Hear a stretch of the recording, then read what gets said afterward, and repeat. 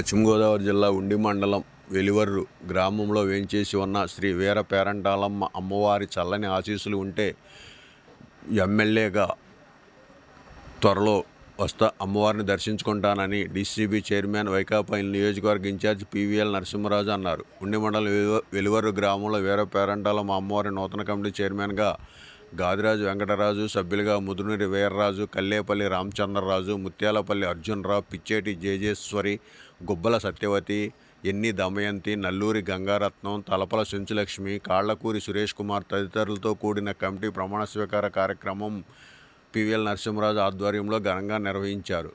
ఈ సందర్భంగా నరసింహరాజు మాట్లాడుతూ తన బాల్యదశలో గుర్రపు బండిపై అమ్మవారి ఆలయానికి వచ్చిన విషయాన్ని గుర్తు చేసుకున్నారు.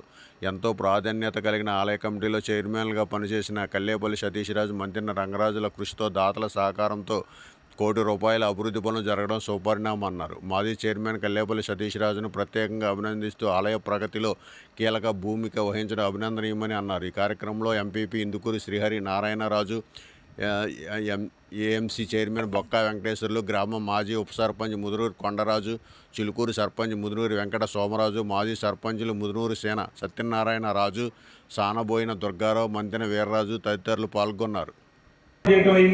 దయచేసి ప్రతి ఒక్కరూ కూడా మరి ఈ వెలువరు వీర పేరంటాలమ్మ అంటే ఈ చుట్టుపక్కల అందరికీ కూడా ఎంతో నమ్మకం. ఆవిడ నమ్మి మొక్కుంటే తప్పనిసరిగా సమస్యలన్నీ తొలగిపోతాయని చెప్పి ఎంతోమంది ఆ అమ్మవారికి మొక్కుని వారి సమస్యలు తీర్చుకుంటూ ఉంటారు. ఇది చాలా పురాతనమైన గుడి. ఎంచేదంటే ఒక 50 సంవత్సరాల క్రితం నేను బాగా చదువుతున్నప్పుడు 2 రెట్ల బండి మీద తీర్థానికి వచ్చాను. అప్పుడే ఎంతో వైభవంగా ఇక్కడ తీర్థం జరిగింది. ఆ తీర్థానికి అనేకం నుంచి నేను 2 రెట్ల బండిలో వచ్చాను. నాకు ఇప్పటికీ గుర్తు. అంత పురాతనమైన ఆలయం, అందరికీ ఎంతో నమ్మకమైన ఆలయం.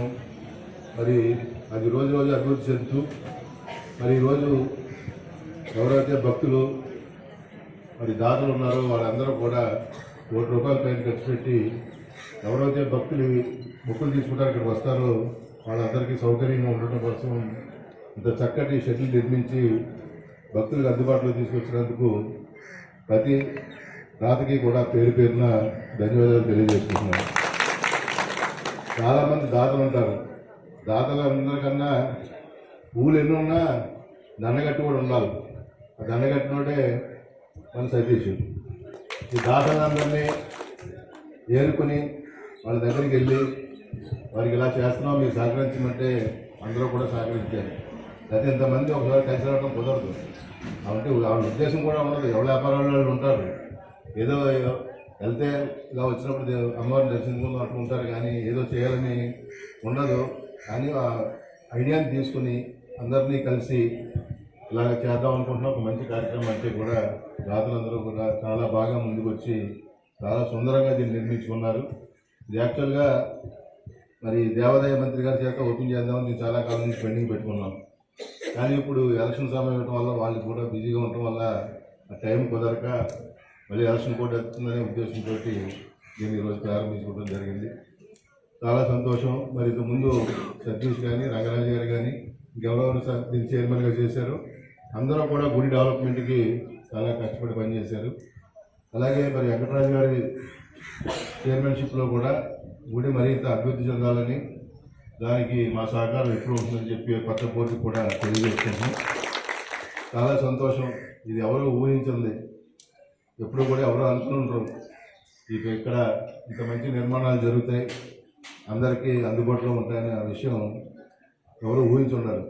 ఒక మరి సతీష్కి వచ్చిందో ఇంకెవరికి వచ్చిందో కానీ ఐడియా, దాని కార్యరూపం దాల్చి ఇంత చక్కగా నిర్మించినందుకు ప్రతి ఒక్కరిని అభినందిస్తూ